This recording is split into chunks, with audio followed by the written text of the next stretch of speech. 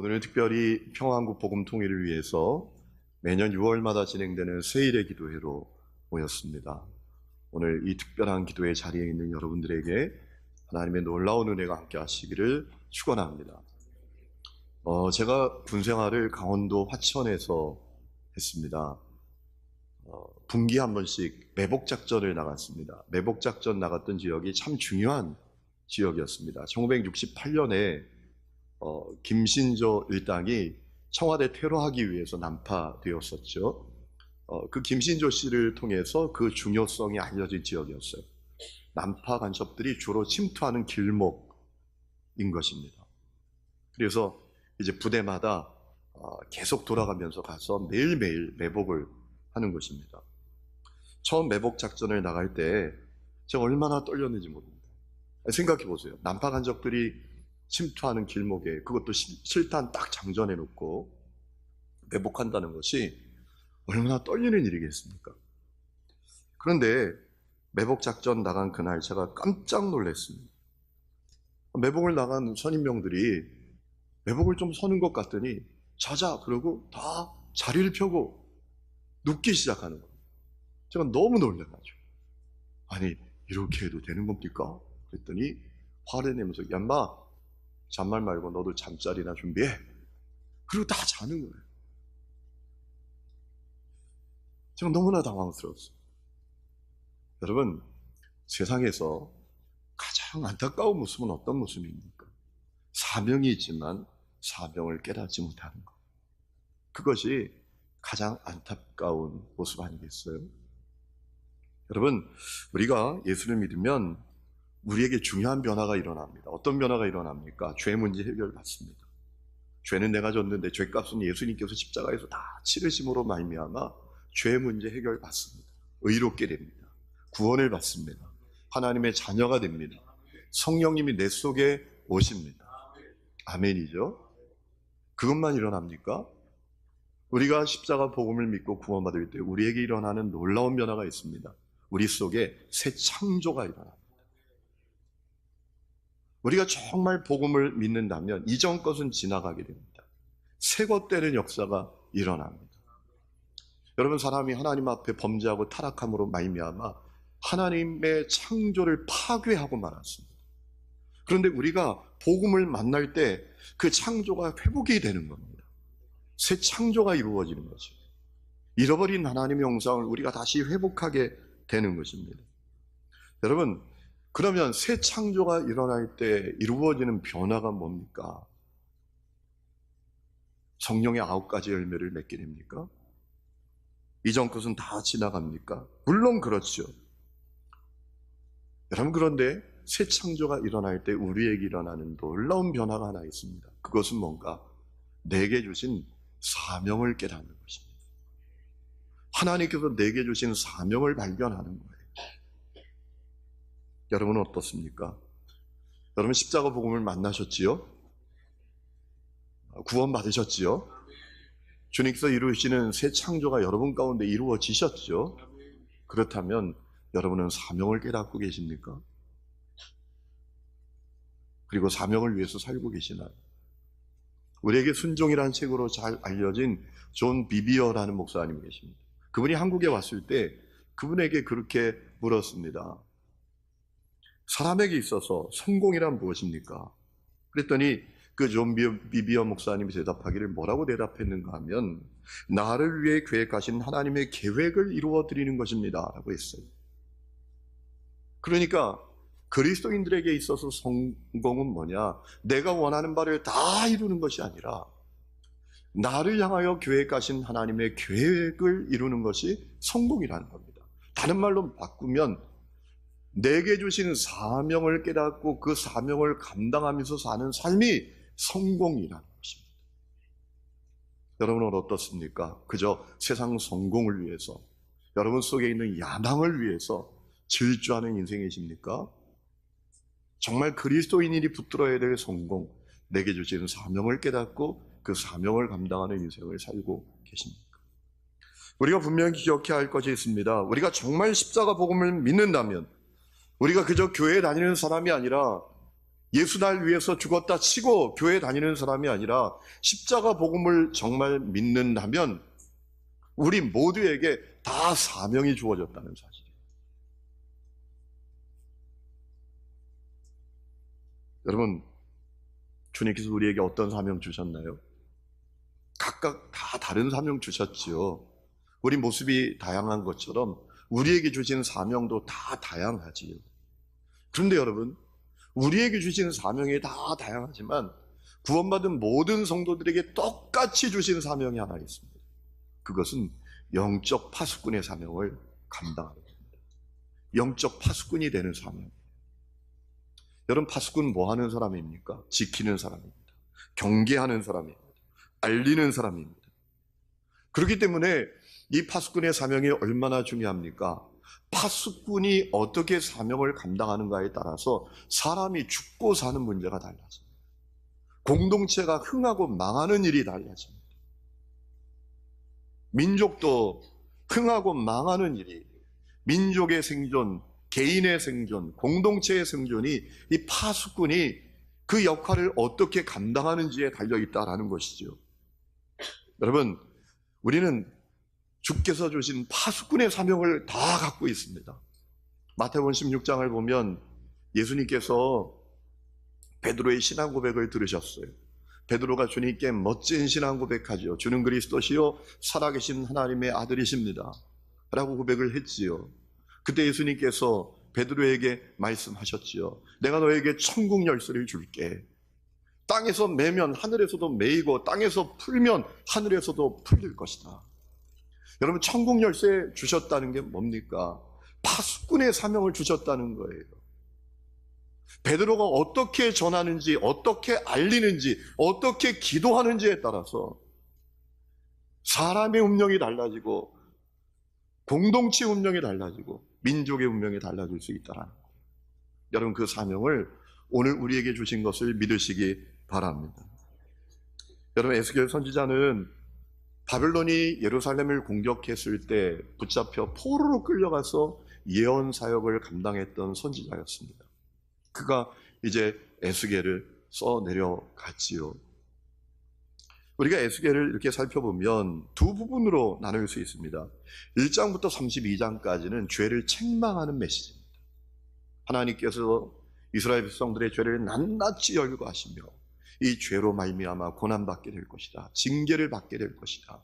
그러니까 이 징계를 회피하려고 하지 말고 달게 받아야 한다 라는 메시지를 에스겔이 전하죠. 그리고 33장부터 48장까지는 회복의 메시지입니다. 에스겔이 포로로 끌려가서 바벨론에서 지내다가 조국이 드디어 멸망당했다는 소식을 듣게 됩니다. 그때부터 회복의 메시지를 전하게 되죠. 이제 우리가 하나님의 심판을 받았으니 하나님께서 우리에게 회복을 주실 것이다. 이제 그 메시지를 전했던 인물이 에스겔입니다. 그런데 오늘 말씀을 보면 이 에스겔이 자신에게 주신 회복의 메시지를 선포하면서 먼저 중요한 사실 하나를 밝혔어요. 어떤 사실을 밝히는가 하면 하나님께서 자기를 영적 파수꾼으로 부르셨다라는 거예요. 그 얘기하고 있습니다. 여러분, 7절 말씀 보면 이렇게 얘기합니다. 인자야, 내가 너를 이스라엘 족속의 파수꾼으로 삼음이 이와 같으니라 라고 했습니다. 여러분, 에스겔은 하나님이 자기를 파수꾼으로 부르셨다. 이 사실을 먼저 분명히 깨닫고 증언하고 있다는 것입니다. 그리고 에스겔은 이 파수꾼의 역할이 얼마나 중요한지 하나님께서 알려주신 것을 우리에게 증언해주고 있습니다. 그 내용이 오늘 본문에 쭉 나오죠. 칼이 임하고 있습니다. 위협과 죽음이 몰려오고 있습니다. 그때 파수꾼이 어떻게 해야 합니까? 나팔을 불어야 합니다.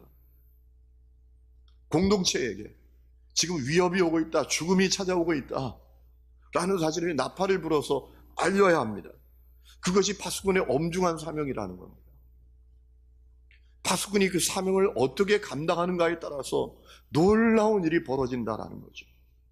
파수꾼이 나팔을 불 때 사람들이 정신 차리지 않고 대비하지 않으면 그것은 그들 책임이지만 혹시라도 지금 칼이 오고 있는데도, 위협이 오고 죽음이 오고 있는데도 파수꾼이 나팔을 불지 않으면, 그래서 대비하지 못한다면 그것은 파수꾼의 책임이다 라는 사실을 주님께서 알려주셨던 것을 증언하고 있는 것입니다. 여러분, 오늘 말씀 속에서 우리가 주목해야 될 사실 하나는, 에스겔은 자신이 파수꾼이다라는 사실을 깨닫고 있었다라는 거예요. 그리고 그 사명을 충성되게 감당했습니다. 여러분, 에스겔을 쭉 읽어보면 이 에스겔이 자기에게 주신 파수꾼의 사명을 얼마나 충성되게 또 진실되게 감당했는지 볼 수 있어요. 에스겔 4장을 보면 에스겔은 하나님의 메시지가 되기 위해서 왼쪽으로 누워서 390일을 지나고 오른쪽으로 누워서 40일을 지내요. 여러분, 왼쪽으로 누워서 우리가 아무것도 안 하고 390일 지내볼까요? 얼마나 쉽지 않은지. 방 안에서 누워있게는 안 하고 앉혀놓고 하루만 못 나가게 해도 힘들어 죽겠다고 할 겁니다. 왜 그렇게 했습니까? 왜 왼쪽으로 390일을 누워 지내야 했습니까? 이스라엘 백성들의 죄를 짊어지는 퍼포먼스를 하기 위해서. 왜 오른쪽으로 40일을 누워 지내야 했습니까? 남유다의 죄를 짊어지는 퍼포먼스를 하기 위해서. 390일을 왼쪽으로 누워 지내고 40일을 오른쪽으로 누워 지내면서 이 파수꾼의 사명을 충성되게 진실되게 잘 감당했습니다. 심지어 머리털을 다 밀고 수염도 다 밀어버리는 그 퍼포먼스로 파수꾼의 사명을 잘 감당하려고 했던 인물이 이 에스겔이었습니다. 성도 여러분, 에스겔에만 파수꾼의 사명을 주신 것이 아니라 십자가 복음을 믿는 우리 모두에게 주께서 파수꾼의 사명을 주셨습니다. 나팔 부는 사명을 주셨습니다. 이 땅에 칼이 임하는 것을 보고 나팔 부는 사명을 오늘 그리스도인인 우리들에게 주셨습니다. 여러분, 실제로 이 땅에 칼이 임하고 있습니다. 북한이 연일 핵 개발하면서 얼마나 이 땅을 지금 궁지로 몰아넣고 파멸로 몰아넣고 위협으로 몰아가고 있습니까? 우리 주변의 열강들은 오직 자기들의 이익을 위해서 이 한반도를 중심으로 충돌하고 있지 않습니까? 그것뿐입니까? 안으로는 진보와 보수로, 동과 서로 갈갈이 갈라져 있습니다. 그것뿐만입니까? 청년 세대는 3포, 7포 세대가 되어서 절망하고 있어요. 청장년 세대는 가계 빚으로 허덕허덕거리고 있습니다. 노년 세대는 빈곤으로 빈곤의 나락으로 떨어져 가고 있습니다. 도덕적 타락은 극에 달하고 있습니다. 올해도 변함없이 서울광장에서 퀴어 축제가 열린다고 합니다. 그걸 허락해줬다고 해요. 동성애자들이 모여서 축제를 벌린대요. 성소주라는 소수자라는 그 명분으로 하나님이 세우신 창조 질서를 파괴하고 절대 권위니 성경의 권위를 무력화시키는 역사가 이 서울 한복판에서 지금 일어나고 있습니다. 이 땅에 칼이 임하고 창이 임하고 있단 말입니다. 그러니 여러분, 우리 영적 파수꾼된 우리들이 나팔을 불어야 합니다. 나팔을 불어야 하는 겁니다. 칼이 임하고 있다고, 창이 임하고 있다고, 정신 차려야 된다고, 대비해야 된다고 나팔을 불어야 한다는 거예요. 그런데 많은 그리스도인들이 주님이 나를 파수꾼으로 부르셨다는 사실을 생각조차 못하고 있어요. 여러분, 교회 안에는 제가 늘 드리는 말씀이지만 세 종류의 성도들이 있어요. 첫 번째, 주님이 내게 주신 사명이 뭔지 깨닫지도 못하는 사람이 있어요. 그저 정신없이 세상 흘러가는 대로 흘러가는 사람들이 있습니다. 육신의 정욕, 안목의 정욕, 세상 자랑이 그저 인생의 목적인 사람이에요. 사명이 뭐야? 사명에 밥 먹여줘? 이런 사람들이 교회 안에 있어요. 두 번째 부류의 사람들은 어떤 사람들입니까? 사명을 알아요. 그런데 마음에 부담감만 있어요. 그래서 그들의 입술에는 늘 그런 얘기가 있죠. 다음에 여건 되면, 기회가 되면, 이런 얘기를 늘 입에 달고 살죠. 세 번째 종류의 성도들이 있잖아요. 사명을 깨닫고 충성되게 그 사명을 감당하는 사람들. 여러분은 어디에 속해 있으십니까? 오늘 우리뿐만 아니라 한국교회 많은 성도들이 나를 영적 파수꾼으로 부르셨다라는 사명을 모르고 있습니다. 여러분, 그것은 핵심을 놓친 거예요. 여러분, 우리가 이 땅에서 좋아요, 대단한 성공을 했어요. 교계에서 대단한 활동도 합니다. 그런데 주님께서 나를 영적 파수꾼으로 부르셨다라는 사명을 모른다면, 그 사명의 자리에 있지 못하다면, 교회 안에서의 대단한 활동, 교계에서의 대단한 활동, 사회적으로 대단히 성공한 거, 그거 핵심을 놓친 겁니다. 그런 핵심을 놓치는 것이 얼마나 불행합니까? 또 얼마나 어처구니 없습니까? 그런 얘기가 있잖아요. 미국에 사는 어떤 딸이 멸치가 너무 먹고 싶어가지고 한국에 있는 어머니에게 전화를 했어요. 엄마, 나 멸치가 너무 먹고 싶어. 그래, 엄마가 보낼게. 그리고 얼마 뒤에 그 딸이 멸치를 받았는데 세상에 멸치 똥하고 멸치 대가리만 잔뜩 들은 게 온 거예요. 전화했어요. 엄마, 왜 멸치 대가리하고 멸치 똥만 잔뜩 보냈어? 멸치는 어디 가고? 어머니가 갑자기 생각해 보니까 멸치를 손질했어요. 사가지고 대가리 떼고 똥 떼고. 그런데 몸통은 쓰레기통에 버리고 멸치 대가리하고 똥만 다 잘 싸가지고 미국으로 보낸 거예요. 얼마나 어처구니 없어요. 여러분, 그런데 오늘 그게 우리의 모습 아니에요? 오늘 한국교회의 모습 아닙니까? 더욱 안타까운 것은 혹 사명 깨닫고 나팔을 불어도 저 세상이 그 나팔 소리에 관심조차 갖지 않아요. 그 나팔 소리를 소음으로 여깁니다. 나팔 부는 사람을 조롱합니다. 비난합니다. 왜 그렇습니까? 저 세상에 있는 사람들에게 우리가 믿는 복음이 너무나 믿기 어려운 얘기가 되어버렸어요. 그래서 우리가 부는 나팔을 소음이라고 생각해요. 니들이나 잘하라고 말합니다.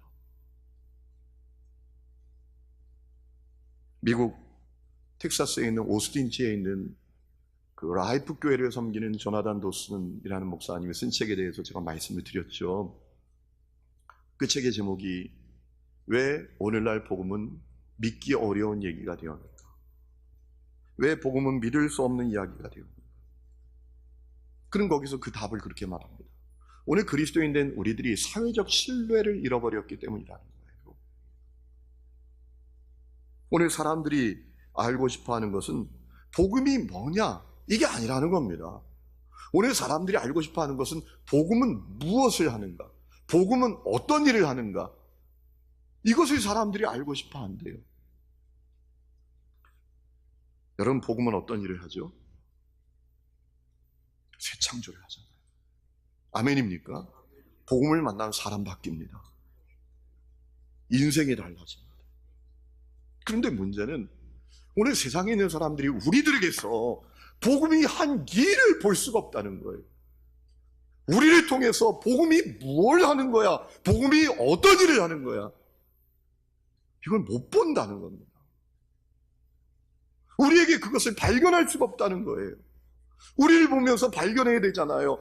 야, 복음은 놀라운 거구나. 내가 복음이 뭔지는 모르지만 놀라운 거구나. 복음이 저렇게 사람을 바꾸는 거구나. 복음이 저렇게 사람을 새롭게 하는 거구나. 복음이 저렇게 사람을 온전케 하는 거구나. 라는 것을 발견하지 못한다는 겁니다. 그래서 오늘날 사람들에게 복음은 믿기 어려운 얘기가 되어버렸다. 라는 겁니다.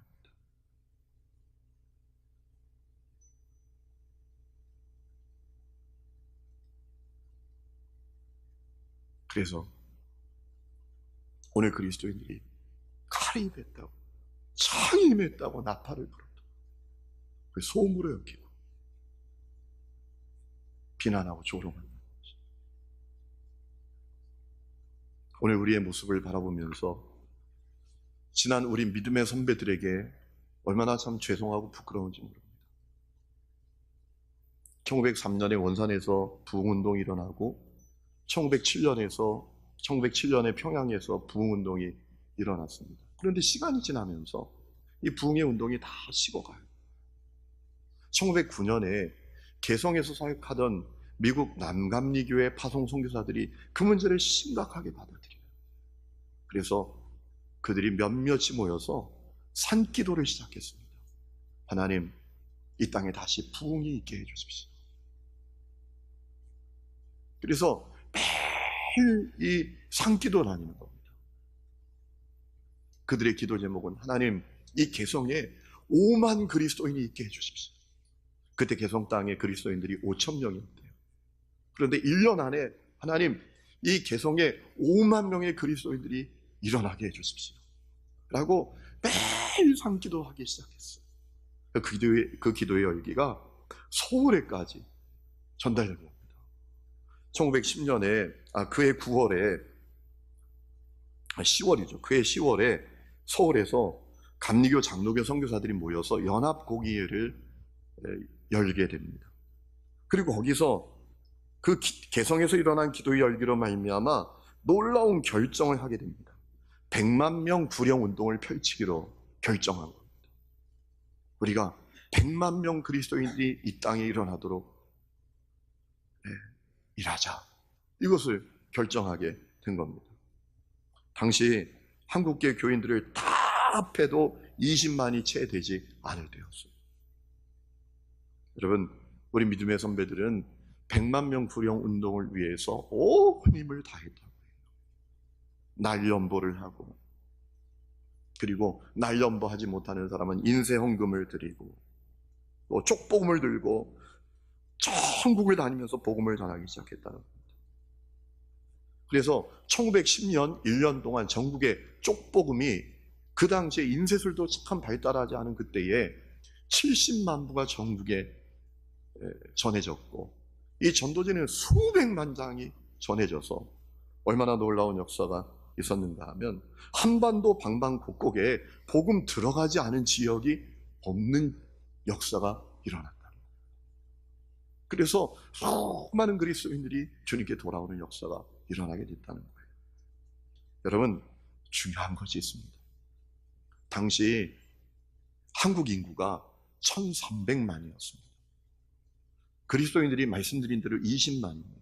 그러니까 1300만 인구의 1.5% 남짓밖에 되지 않습니다.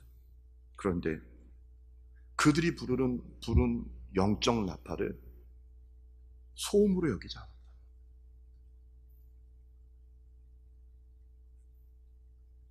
1000만 그리스도인 자랑할 게 없잖아요. 1.5%밖에 되지 않았습니다. 그런데 그들이 부는 영적 나팔 소리를 그 당시에 많은 사람들이 소음으로 여기지 않았다. 비난하고 조롱하지 않았다는 겁니다. 오히려 듣고 싶은 얘기였다는 겁니다. 그도 그럴 것이, 우리 믿음의 선배들은 핵심 놓치지 않았습니다. 교단 자랑하지 않았어요. 교세 자랑하지 않았습니다. 교인 뻥튀기 하지 않았습니다. 장로교, 감리교 구별 없이 연합하여 오직 예수님, 오직 복음만 자랑하는 우리 믿음의 선배들이었습니다. 그래서 이 땅에 주님의 계절이 임하게 된 것입니다. 이번 평화한국 복음 통일을 위한 기도회는 세 가지 주제를 갖고 진행되고 있습니다. 첫 번째 주제는 회개입니다. 두 번째는 갱신입니다. 세 번째는 화해입니다. 오늘이 14일째인데 갱신을 주제로 하는 기도 마지막 날입니다. 여러분, 이 땅에 평화한국 복음 통일이 임하려면 우리가 먼저 회개해야 합니다.